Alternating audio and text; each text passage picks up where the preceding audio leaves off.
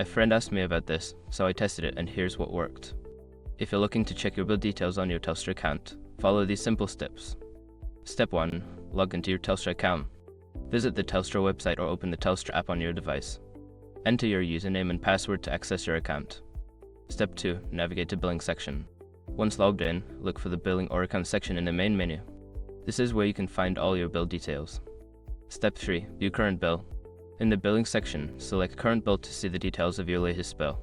You can view the total amount during the breakdown of charges. Step 4. Check previous bills. If you want to look at past bills, find a Billing History or Previous Bills option. This allows you to review your billing statements from previous months. Step 5. Download or print bill. To keep a record, you can download or print your bill. Look for the download or print icon in the billing details view. Sometimes, the download button can be a bit hidden, so make sure to scroll down on the bill details page to find it. I hope this helps you easily check your bill details on Telstra. If you have any more questions, feel free to ask.